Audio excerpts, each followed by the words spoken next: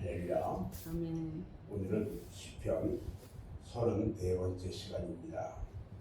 오늘 시편 26편 1절로 12절 말씀을 통해서 순전한 경배자의 기도, 이런 제목으로 말씀의 은혜를 나누려고 합니다. 오늘 시편 26편은 다윗이 하나님 앞에서 얼마나 온전하게 살았는가, 그리고 얼마나 온전히 살려고 힘썼는가, 이것을 잘 보여주고 있어요.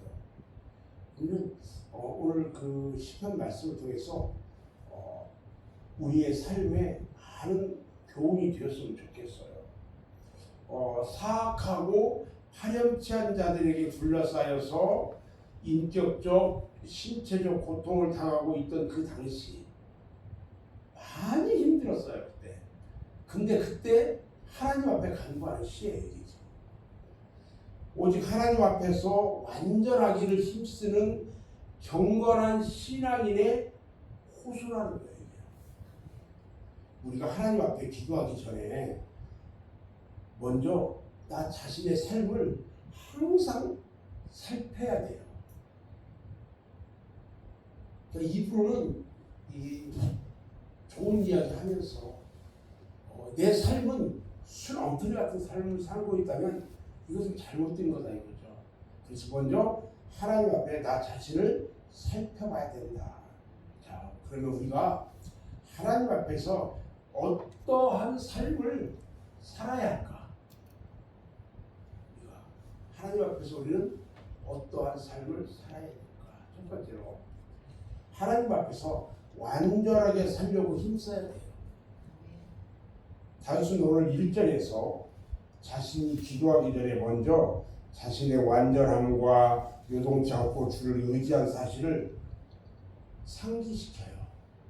그리고 2절에 보니까 그는 거리낌 없이 자신을 하나님이 살피시고 시험하고 판단하고 연단하고 하는 것을 그렇게 해달라고 요청을 해요. 우리가 이 살아가면서 고난이 있잖아요. 우리에게 고난이 있으면 그 고난을 주님 왜 나만 이렇게 고난을 겪습니까? 이렇게 하기 전에 우리 주님이 주시는 그 고난 너머에 있는 그 축복을 우리는 먼저 생각해야 된다는 거죠. 다윗이 자신의 삶을 주님 앞에 드리면서 주님께서 나를 좀 살펴주세요. 나를 시험하고 고통 가운데 있더라도 내가 이길 수 있게 해달라고, 그리고 나를 판단해달라고, 연단해달라고 요청하고 있단 말이죠. 또 3절에서 5절에 보면은 자신이 결코 배교자와 교제하지도 않았고 하나님께 드릴 정기적인 예배에 반드시 참여함으로 진리 가운데 행하기를 기뻐했다, 이렇게 말해요. 우리가 예배에 참여하는 것을 기뻐해야 돼요. 이 같은 주장을 우리가 어떻게 보면 아주 당돌하고 교만하게 보일 수도 있어요. 나는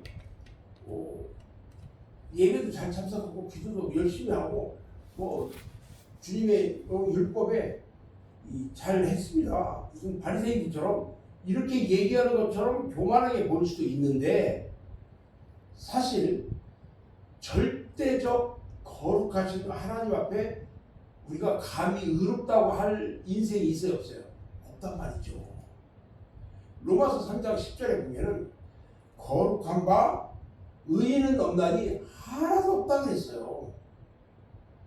하나님의 의를 기준으로 볼 때에 인간은 한결같이 죽어 마땅한 타락하고 부패한 존재인 것을 에베소서 2장 1절에서 우리에게 말씀해 주고 있잖아요.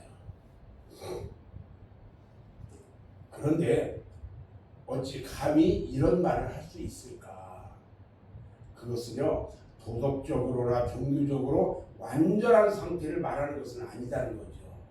다만 정직하고 선한 마음의 소유자가 되기를 힘쓴다는 의미예요. 다윗은요, 근본적으로는 가끔 불완전성이 노출된다고 할지라도 근본적으로는 참된 것을 바라고 있었고요. 선한 일을 도모하고 있었고요. 하나님의 거룩한 의지에 순복하면서 힘썼다고 말을 하고 있어요. 우리가 살아가면서 나의 삶이 참된 것을 우리는 항상 바라는 삶을 살아야 돼요. 그리고 선한 일을 항상 생각하고 힘써야 돼요. 그리고 항상 하나님의 거룩한 의지에 순종하고 복종하는 그런 삶을 살아야 한다는 것입니다. 아멘. 우리 중에 그 누구도요 완전한 존재라고 주장할 자는 없어요. 다만 우리는 경건 생활에 힘쓰는 거예요. 야고보서 1장 27절 말씀에 보면 하나님 아버지 앞에서 정결하고 더러움이 없는 경건은 곧 고아와 과부를 그 환난 중에 돌아보고 또 자기를 지켜 새 속에 물들지 아니하는 이것이다, 이렇게 말씀하고 있어요. 그리고 하나님과 매일 교제함으로 영적인 힘을 얻고 말씀 앞에서 겸손히 내가 순종할 때에 우리는 온전함에 이를 수가 있고 어떤 사람 앞에서도 담대할 수가 있다는 것입니다. 아멘. 히브리서 12장 2절 말씀을 보면 믿음의 주여 또 온전케 하시는 이인 예수를 바라보자. 저는 그 앞에 있는 즐거움을 위하여 십자가를 참사 부끄러움을 개의치 아니하시고 하나님 보좌 우편에 앉으셨느니라, 이렇게 말씀하고 있어요. 참 감사하지요. 그분을 우리는 바라보면서 살아야 된다는 거예요. 이게 우리의 소망이잖아요. 하나님은 불완전하고 헛전투성이인 우리들을 위해서 오늘도 완전에 이르기를 힘쓰라고 마태복음 5장 48절에서 우리에게 지금도 요구하고 계시다는 거예요. 그래서 늘 주님과 교제하는 삶을 살기를 소원하셨어요. 하나님의 거룩한 백성인 이스라엘이라는 그 신앙 집단에서도요 갈등이 있을 수 있었어요.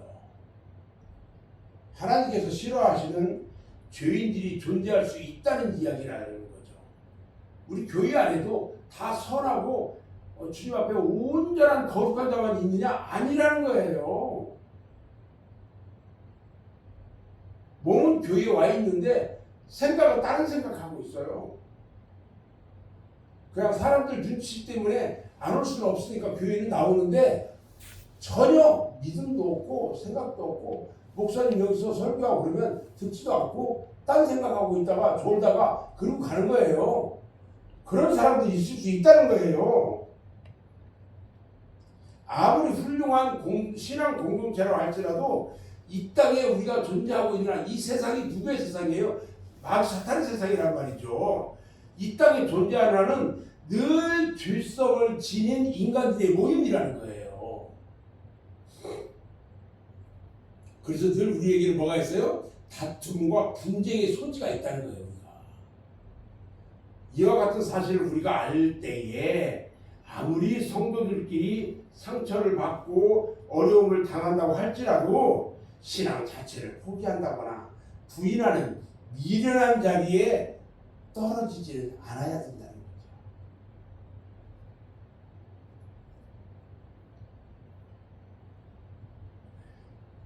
이와 같은 자세는요, 부단히 하나님과 교제를 하고 그 은혜를 누릴 때 가능한 거예요. 상처를 딛고 일어날 수 있고 어려움을 당해서도 딛고 일어날 수 있고 우리가 신앙적으로 하나님을 부인하는 그런 일은 내가 교제하고 은혜를 받은 사람들은 절대 그런 일은 일어나지 않는다는 거예요.